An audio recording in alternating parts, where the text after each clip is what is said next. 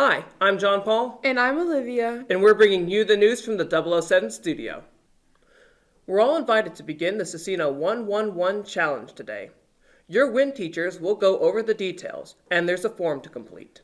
The goal is for this to help us all grow closer together in our relationship with Christ, the church, and each other during this Lenten season. Don't forget to check out the Returning Student Scholarship page on the school website under Academics, Current Student Scholarships. Monday is President's Day, so the application deadline has been extended to Tuesday. Please send all applications to Miss Millard in the President's office. Now to Olivia for today's clubs. Thanks, JP. The STEM Club will meet today after school in Room 5.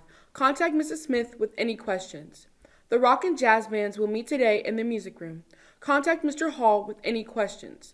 The Podcast Club will meet today after school right here in the 007 studio. Contact Mr. Truly with any questions. Now back to JP for more news. Thanks, Olivia. Remember, service hours are due March 1st by 2:30 p.m. You have just a couple of weeks left. For any students who still need service hours, there are potentially up to 10 hours available for helping with Club 53. Please contact Matthew Lemming at mlemming@scecina.org for more information. Now back to Olivia for today's sports and more news. Thanks, JP. On Tuesday night, the boys basketball team lost at Roncalli. Tonight, the boys swimming team will compete in the sectional preliminaries at Lawrence North at 6 p.m. The boys freshman basketball team will play against Cardinal Ritter in the first round of the city tournament. The game will be played at Washington at 6:15. Good luck, Crusaders. In other sports news, it might seem like there's only one sports team still going, but that's actually not the case. Caden Logan has more on another group still going strong.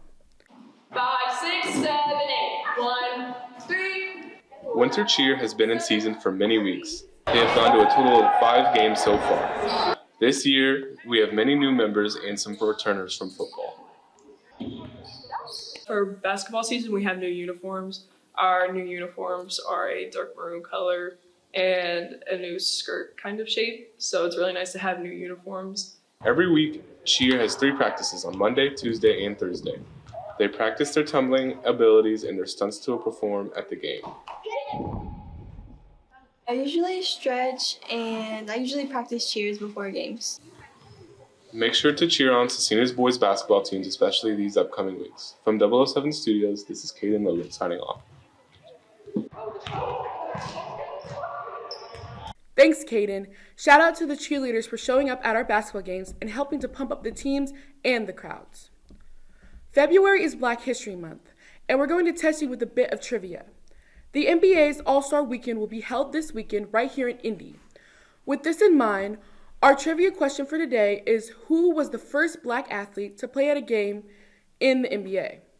Was it A, Chuck Cooper, B, Earl Lloyd, C, Charles Barkley, or D, Bill Russell? Chuck Cooper was the first black player to get drafted by an NBA team, but he wasn't the first to play in a game.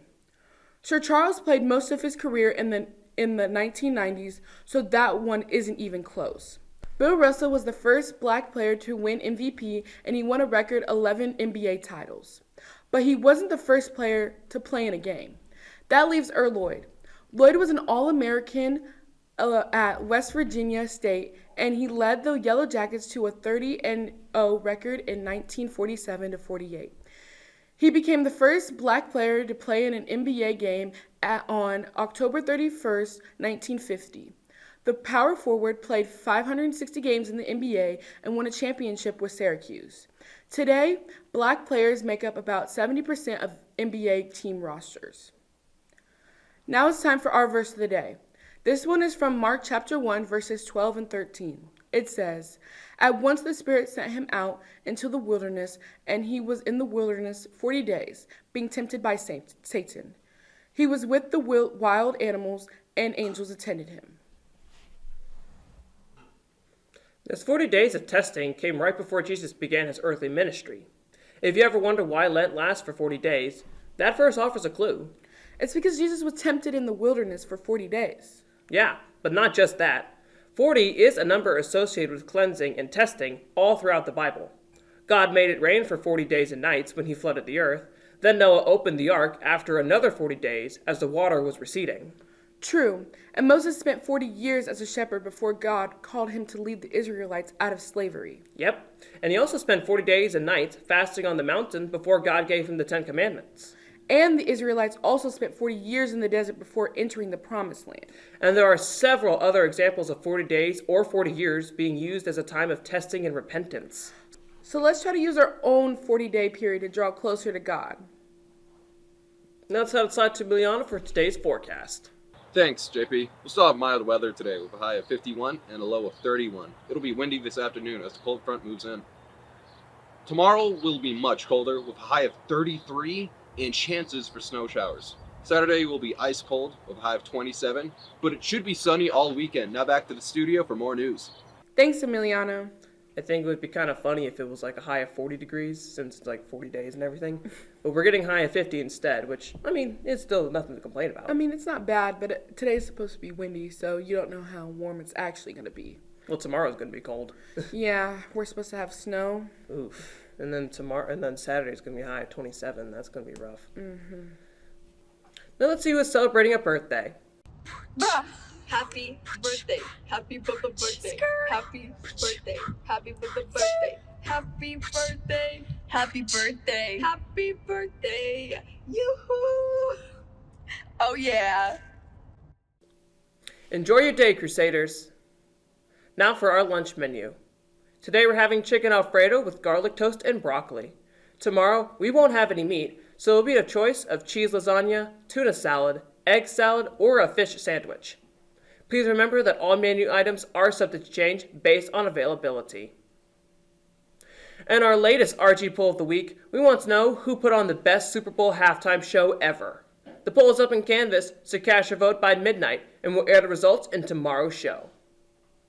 Currently in first is the Eminem halftime show, which, I mean, is good, but it's one of the more recent ones, so I'm kind of surprised. Well, the thing for me is that, that's the only one that I've honestly ever seen. So I can say that I can agree with that because I thought it was good. Mm-hmm. And then second, we have Rihanna's halftime performance, which was last year's, which was really good. I enjoyed that one.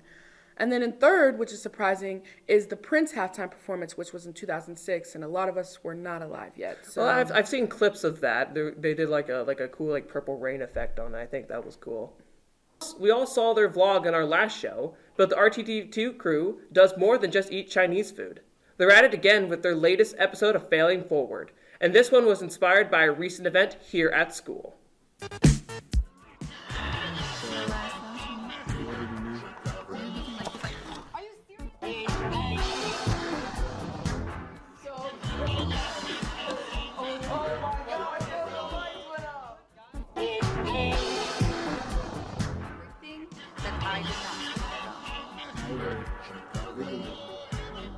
Matthew, I'm sorry that I blamed you.